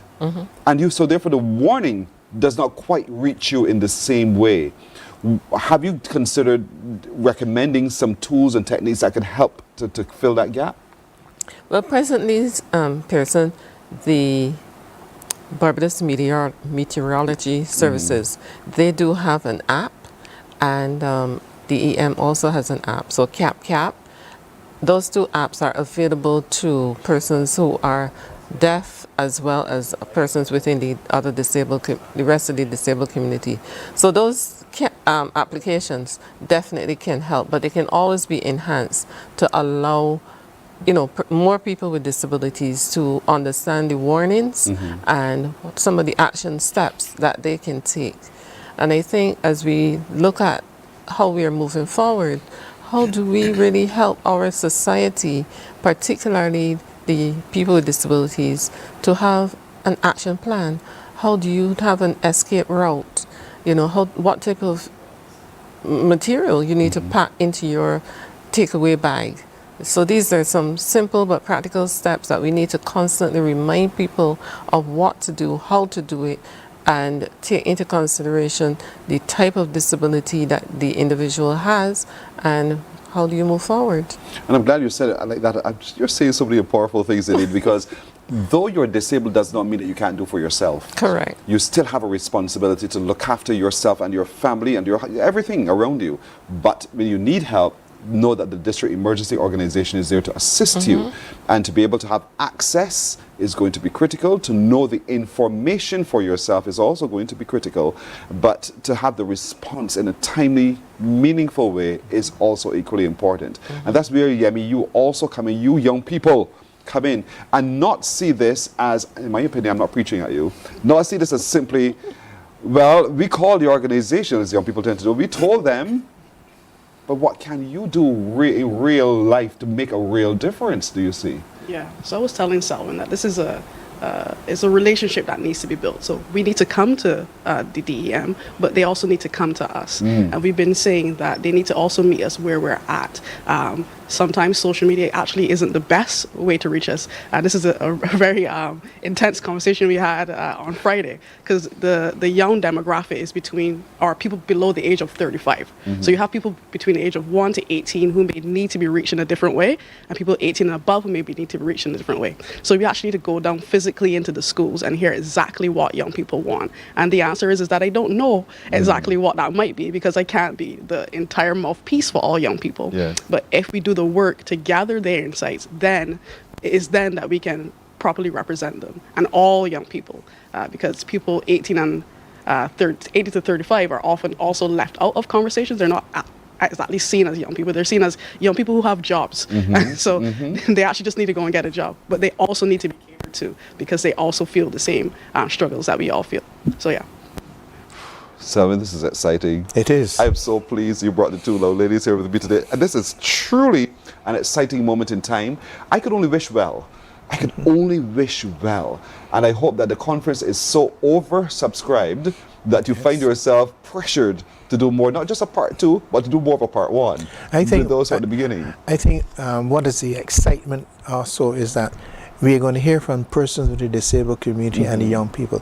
What are those strategies that they perceive that work better than what we currently have? What are the applications that we can use for greater levels of community engagement? And importantly, we have had a number of persons at our community meetings that are saying, well, Mr. Brooks, we always want to be engaged, but no person engaged us. So therefore, coming out of that feedback, we have documented well over 115 expressions and ideas centering from the legislation that was just recently passed to accessibility, to even persons with disabilities. How can we access a vehicle, the pass for parking, transportation needs, medical care, and more importantly, to be engrossed in the early warning system, that when something is happening, that we know what we should do, and greater collaboration and involvement. I therefore look forward to seeing a large number of young people joining the DOs. There are currently not any person within the disabled community that is a member of the DO. So I think this opens the door for that type of engagement, and we're looking forward to the success thereon. You got some work to do. Oh yeah. Yemi has done her work. You've got some work to do as well. But I want to thank each of you really for inspiring all of us today about what's happening and in terms of getting our communities a lot more resilient, disaster resilient, and the work that the young people are doing now to rise up to be a part and not see themselves apart from. Thrilled by that. Thank you, Yemi Knight. Thank you, Selwyn Brooks. Thank you, Wickham Ashby. And I wish you well with the upcoming conference. Do report to us on its outcome if you don't mind. We will do. Thank you very much. Thank you. Whoa, what a morning. We're back in just a moment. Secure or bring in outdoor objects such as patio furniture, children's toys, trash cans, etc. that could be swept away or damaged during strong winds or flooding. That hurricane tip was brought to you with the compliments of General Accident Insurance Company Barbados Limited. Future-proof your tomorrow. Morning, morning, morning. Good morning. Good morning to you. There is a saying, you can find a Bajan anywhere.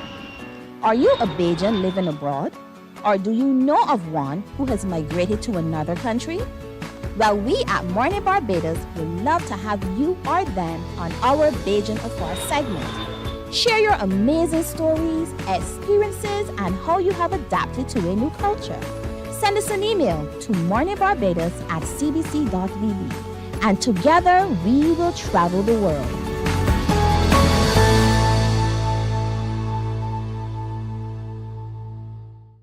Some ask, what makes Barbados so special? We at Mornin Barbados say it's you, our exceptional youth. You are talented, resilient, and inspirational. You are the epitome of the Barbadian spirit, testing the boundaries of your creativity. If you are an entrepreneur, artist, baker, designer, author, or have done anything you think should be highlighted, Email us at morninbarbados@cbc.bb. Let us show the world our exceptional Bajan youth. The Ministry of Youth, Sports and Community Empowerment's Bridges television series is back. Join us every Wednesday at 8 p.m. with a repeat on Saturdays at 5:30 p.m. on CBC TV 8. Don't you miss it. God will not give you a job. God will not call you to do something and then not give you the capacity to have it, to make it happen. He will give you the resources, he'll give you the people.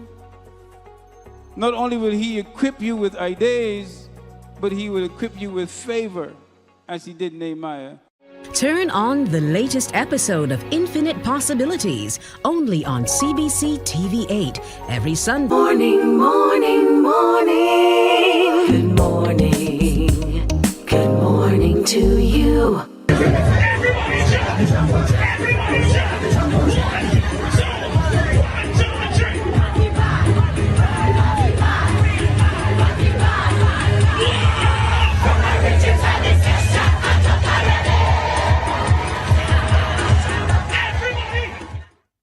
You see that? When we're here at Kensington Oval and we're having our Bajan jams, we get it. But when you're in a different place and you hear people singing and sounding like you, it is totally different. I had that experience once. I shall never forget it up there in the Big Apple. And so joining us this morning to talk a little bit about that you just saw and what else is happening is the founder of I Am Carib Being, Shelley Worrell. Shelley, good morning to you. Good morning. That we just saw was phenomenal. How was it for you? Oh my gosh, it was epic. I mean, it was really a tremendous moment for the Caribbean community, not only here in New York City, but around the world. So I'm still on a high. I'm still extremely exhausted. We got home at 1 a.m. because we're still celebrating. But it was a fantastic, outstanding event. Definitely one that cemented Caribbean culture here in New York City and around the world. To look and see a sea of people of similar culture, talk to me a little bit about how that got into your heart and spirit. Yeah, I mean, so, you know, we were the producers of the event, but actually being on the stage and then seeing all of the flags waving and seeing our culture so prominently represented really warmed my heart. I'm still ecstatic about the event. I'm really, really happy about the turnout, the execution, and of course about celebrating our culture on a global stage. It was fantastic. And that's what your organization is about, celebrating our culture and pushing our culture onto the global stage indeed. The term Carib Being, I just love it. I love it indeed. What does that mean to you, and why did you form this organization and named it such? Yeah, so I mean, I actually thought about this while I was an undergraduate student, right? So I came up with the name Carib Being because I was a student studying anthropology with a focus on Caribbean studies. So at the time, I really didn't know what the organization would be. And actually, believe it or not, we started off as a film festival, the very first film festival dedicated to Caribbean cinema in New York City. And since then, we've evolved into an award-winning platform that celebrates the global Caribbean experience. So we do everything from events like you just saw, the Fête on Times Square, but we also curate annual holiday markets. We do walking tours in Brooklyn's Little Caribbean. We have a line of merch. We just do anything and everything that we can to really celebrate our experience in its entirety. You know, you can feel like a stranger in a strange land simply because all of the others around you are not doing what you do. How impactful has it been for you and the organization I Am Carib Being in turning that tide around so that people of our culture feel as empowered to express our culture? Yeah, I mean, for us, we you know, being Caribbean it's in our essence, right? Like it's who we are. It's sort of like the life that we live every single day, right? But to actually bring it front and center, especially for first generation Caribbean Americans like myself, during June, which is National Caribbean American Heritage Month, it's a really bold reminder that we are here and our culture is worth being celebrated and amplified on a global stage. And it's something that we should always really be proud of, that we are, we have this Caribbean spirit that moves inside us, right? And it's really what the essence of what makes us up and what makes us very special. Someone hearing your accent would think, well, you're not Caribbean. What are you talking about, girl? Talk to us about the roots. Yes. So, of course, my last name is Worrell, right? So I do have some Bajan roots. However, both my parents are both from Trinidad, Trinidad and Tobago. But I really consider myself a child of the Caribbean, right? I've traveled to over 30 Caribbean countries. This is the work that I do every single day. I don't have another job. My job day in and day out is to be the founder of I Am Caribbean. We're also the organization that spearheaded the development of New York City's and the world's very first Little Caribbean, which is in Flatbush, Brooklyn. And I think, I did grow up with my parents calling me a Yankee, but I think that a lot of us need to lean in that many of us first and second generation Caribbean Americans are anyone, wherever we are in the diaspora, whether it's London, Toronto, Miami, or elsewhere, that we're very, very much Caribbean. And please don't debate us about that. I like that. Unapologetically so. Sometimes we're so close to our culture, we don't see the essence of it. But you do. What do you see? Could you describe from where you are as a first generation American Caribbean? Talk to me a little bit about what that culture feels like, sounds like, smells like, tastes like, looks like. Yeah, so I'm sitting here in Flatbush, Brooklyn. And for me, it feels like so many different things, right? It feels like Trinidad, it feels like Barbados, it feels like Haiti, it feels like St. Lucia, Grenada, right? Because here in Brooklyn, you can actually go island hopping by just walking down Flatbush Avenue, by walking down Church Avenue, by walking down Nostrand Avenue. So we are surrounded by people from throughout the entire region.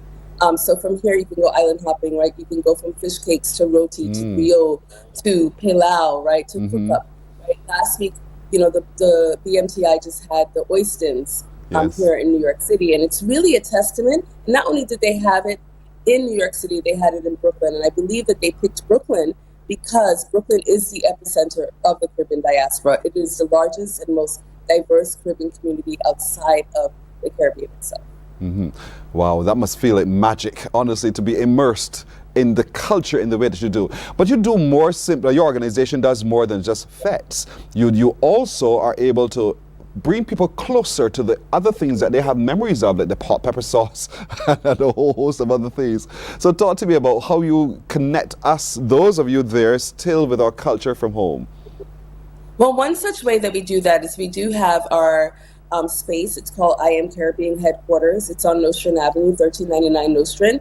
And in that space, we have over 40 artisans from throughout the Caribbean diaspora, as well as some artisan products from back home.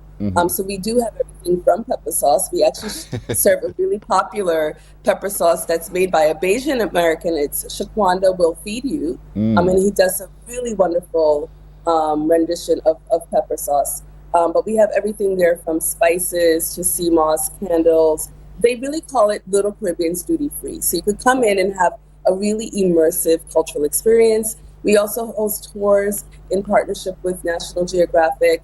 Later this month, we'll have the One Love Fest on June 29th at Prospect Park's Boathouse. And we also have a residency on Governor's Island. So every weekend, you can come and actually see Caribbean art. So it's more of a gallery type of space. So again, we really celebrate the entire Caribbean experience. And we're more than a fete.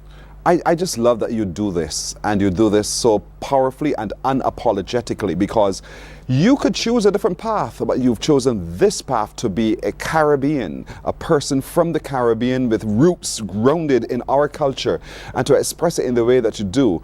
Planning for that big fete in the Big Apple, though, I mean, and just to make sure that you can fill Times Square with those people, how did the word get out? Yeah, I mean, so we actually we leveraged our social media channels. We have a pretty strong following on both I Am Caribbean and Little Caribbean NYC.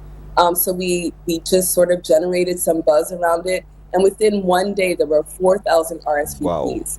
It kind of freaked out the venue host a bit, so we had to kind of quiet things down. We wanted to make sure that the event was well executed and that the crowd was at a certain scale. And we actually hit all of our goals because we're at the right capacity, right? We were just right at the threshold. They mentioned to us last night as we were debriefing that we were just at the threshold where NYPD was starting to be a little bit nervous, but we made it through. It was a fantastic showing of and celebration of Caribbean culture, heritage, and community, and I'm so proud. So, this is the first of a kind, a series. So, is that the hope that over time, every year, at least you'll have an annual event? That's it. We're not into one-offs. As you rightfully mentioned, this is what we do. So the plan is that we will have this every single year on Times Square, on Times Square. No, I love it.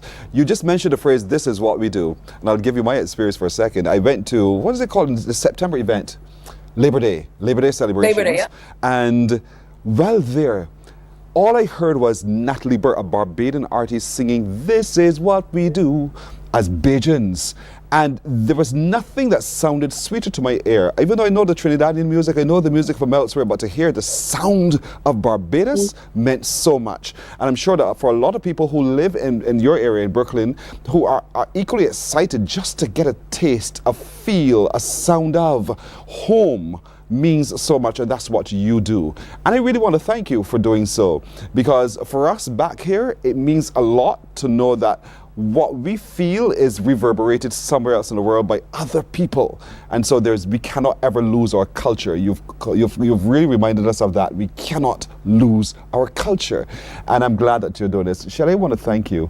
I really want to thank you. You said to her, Shaquanda will feed you is the name of the hot pepper lady? It's actually a man. His name is Andre Springer. Yes, but that's the name. But the name of the pepper sauce is Shaquanda Will Feed You. Yes, that's the name of his brand. I'd love to meet this Bajan man who's doing this pepper sauce, indeed. But I really want to commend you and your organization for keeping alive the culture of the Caribbean in your space. And by the look of it, it is reverberating well. It is spreading. It is almost becoming infectious. And I'm happy about that. I wish you great success in all of your future endeavors. And come back to us sometime and keep us up to date, all right?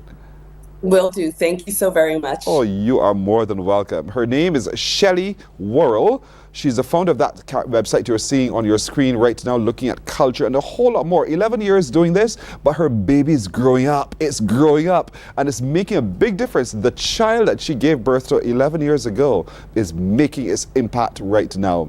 And so we are excited for what else comes from I Am Carib Being in Flatbush in the United States. And so, folks, we got to follow it. Follow her, follow it, indeed, and let the movement swell to a point where the world has to stop and acknowledge. We're thanking you indeed. We're back in just a moment. Morning, morning, morning. Good morning. Good morning to you.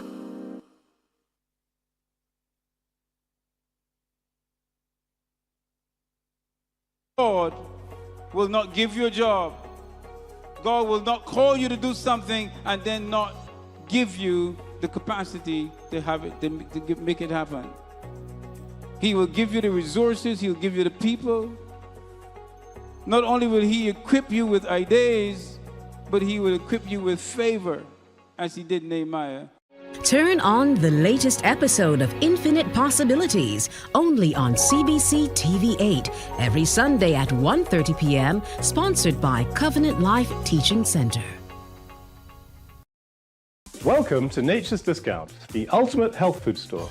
At Nature's Discount, we have thousands of quality products at great prices. Hi guys, Dottie here with Nature's Discount, and today we are talking Morning, morning, morning. Good morning. Good morning to you. 11 now to go to the top of the hour as we return you and remind you of an event that's coming up, an event hosted by the Cava Foundation, and Lizelle Daisy knows everything about this big event. It's happening at Dover, I can tell you that much. So you remember, folks? You remember this is happening at Dover. Lizelle, again, good morning to you. Good morning. How are you? I am doing well. How are you doing? I'm doing great. Thank you. This provides an opportunity for entrepreneurs, and it provides an opportunity for the entire family, all of Barbados to come down. Yes, the ultimate family fun day. Yes. And everything about this day is going to be ultimate. The ultimate kids zone. We're going to also have a fitness competition, which is going to be ultimate as well. We would have discussed it last week. We want you to come and do that Radara truck pull. I heard that. $500 up for grabs, Pearson. And it's going to be lots more activities as well, lots of prizes. We want to have father and son competitions, father and daughter competitions. As you know, the next day is going to be Father's Day. So we're going to have prizes for daddies as well. So we want to encourage the entire family to come out and enjoy. We're going to also have six-a-side football. Yes, so it's going to be very exciting, very dynamic. We're also going to be doing free health checks as well. Yeah, important. Yes, very important, especially at this time. We were discussing the pressure of the summertime with all the events and activities going on. So, you know, come get your blood pressure checked and so on. So it's going to be lots of food. And in addition to that, you would have mentioned it's an opportunity for entrepreneurship. And we're encouraging entrepreneurs to come and have a free tent where they can set up and display their items and sell them. We're not charging for the space, so they can just come and bring their items and sell. Just show up, or do I need to let you know ahead? You can register on Instagram on the same Quava Foundation Instagram page. There is a link they can click on in the bio and get the registration form. And as you know, Dover is right in the tourist belt as well. So we're encouraging visitors to the island to come out and sample our local food, see our local arts and culture, experience the local music as well, because we're going to have DJ Zen and Jamar the Star playing the local and most recent hits. Yes. So it's going to be fun for the entire family. Laughter, fun, like I mentioned, prizes all day long. And Daddy. We are not leaving out Daddy for sure. Yeah, and Quava Foundation is spelled Q-A-V-A-H. Yes. Q-A-V-A-H Foundation. Look for it on Insta and register and say, I want to be able to do my business, apply my trade while I'm there, and they'll facilitate you. Absolutely. We want to encourage entrepreneurship. We want to encourage creativity and possibilities for you to earn as well. So this is all happening on the Dover playing field this coming Saturday. Yes. What time? 3 p.m. until 9 p.m. And it's going to be a really good opportunity to foster that community spirit as well. You know, it's something that we are missing a lot in society today. So we want to bring together all the surrounding communities and let everybody just come out and laugh and have fun and take part in the competition and win prizes as well, you know. So I am still hoping that you will come and do the truck pull. I'm still hoping, Pearson. You know, knowing the people, they will put on the brakes and make it difficult for me to pull the truck. And put it in park. Just to have a laugh at Pearson. That's what they will correct. Put it in park. It can't move. Struggle, Pearson. Yeah. But it's fun. It's fun. Really, really fun. And if you think you have the strongest daddy, come let daddy pull this truck, man. Let daddy win some money here. If you think you have the daddy who is really funny, he is up for a good laugh at times, bring him along as well. If you just really, and I hope you do, really, really, really love your daddy, bring daddy out. Yes. Say, daddy, come. We're going down to Dover. We're just going for a drive. We're going down to Dover. And boom, he's right into it indeed. I think he will have a great time. Absolutely. Nothing pleases a father more than to know his children respect him and love him. Yes. Nothing pleases and want him to more. spend time with him. And want to spend time with him. Yes. That is so true. And so, spend time with your father. This is a wonderful opportunity, and you're doing it before Father's Day because you're taking him out to lunch the following day, right? Yes. Good. So let's do this on the Saturday from 3 in the afternoon. I know we need to register before the truck pull. Yes, so you can come around 4:30 and register for the truck pull competition, and that competition will start at 5. And I would have mentioned last time that the kids zone, it's not just the traditional jumping tents and so on, but we want to also take them back and let them experience some of the old time games like the skipping and the hopscotch and the hula hoop. Yes? So that too should be fun. And we'll also have a little domino competition for the men as well if daddy wants to do that and probably doesn't feel strong enough to pull a Radara truck. Come slam a dog. Yeah. Really make an afternoon out of the whole occasion. And it's free. And it's free, wholesome fun. You really can't beat that. It's No. absolutely free. Park at your own convenience. Just to let you know, don't come there with a park. But all the parking areas are going to be well lit for your safety. Yeah. Yes. It's really, and you said the word, it's a safe activity. It's a fun activity. It's a family activity. It's a Father's Day activity. It is entrepreneurship all in one space. All in one. So come with a little bit of cash because you will definitely find a hidden gem that you did not even know it existed in Barbados because that's how we do it. And when you're there, purchase, support those entrepreneurs who are there. Entrepreneur, if you're looking to register, the Quava Foundation, QAVAH Foundation on Instagram. In the bio link, you'll find the registration form. You complete the registration form and show up. Yes. Nobody's We'll give asking you a for a call. cent. Not right? 1 cent. Not 1 red cent. Not 1 red cent anybody's asking you for. And that's it. But you can earn lots of dollars by doing so because the Quava Foundation is encouraging entrepreneurship. And so in that encouragement, it's open to you. It's an opportunity given to you that will not be given to you all the time. No. And I know you're doing this in association with the Barbados Trust Land Fund Limited? Yes, they're going to be helping to sponsor the event as well. Will they be there? Sorry? Can we come have conversations with them while they're?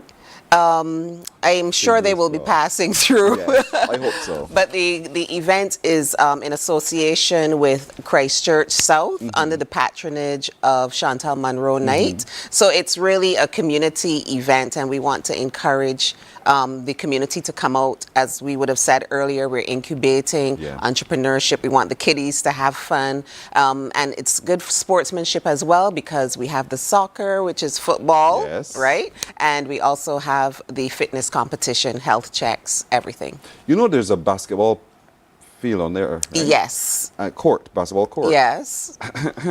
You play there on weekends? I pass there on weekends and I have never seen you playing there.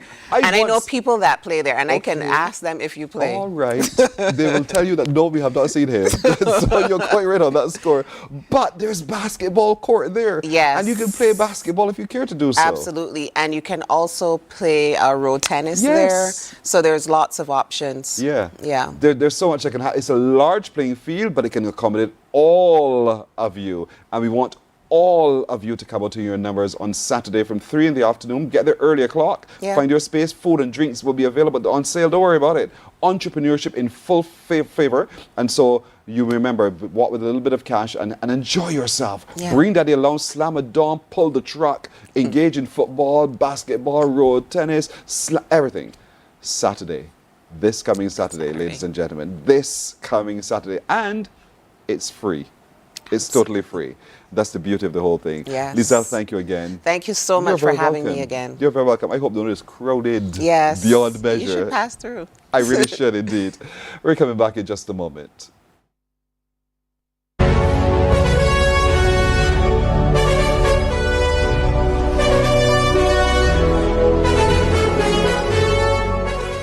Christchurch South, June 14th, we right here on Dover Playing Field. It's gonna be epic. Let me tell you what's going on. Christchurch South, in association with the Quava Foundation, under the patronage of Senator Dr. the Honorable Chantal Monroe Knight. From 3 to 9 p.m., you get to check out a pop-up market featuring so many vendors, food and drinks on sale.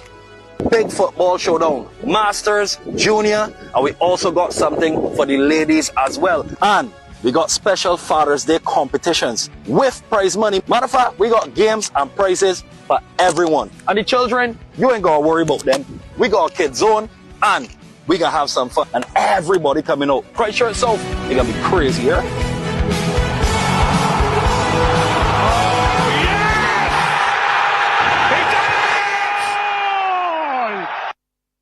Morning, morning, morning. Good morning. Good morning to you. Welcome to Nature's Discount, the ultimate health food store. At Nature's Discount, we have thousands of quality products at great prices. Hi guys, Dottie here with Nature's Discount, and today we are talking about Solar Ray microbiome probiotics and why you should be taking them. And we have well over 3,000 amazing products to help you get healthy. For your health tips, tune in to CBC TV 8 every Monday, Tuesday, and Thursday for Nature's Discount, sponsored by Get Healthy Incorporated.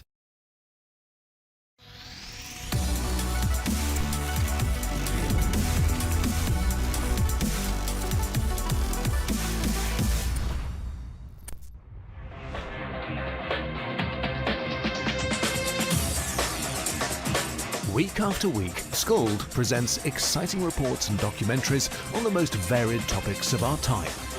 Spectacular developments and innovations, lifestyle and trends of tomorrow, mobility and tourism, health news, highlights from art and culture. Each contribution grabs the viewer with extraordinary... Morning, morning. Good morning. Good morning to you.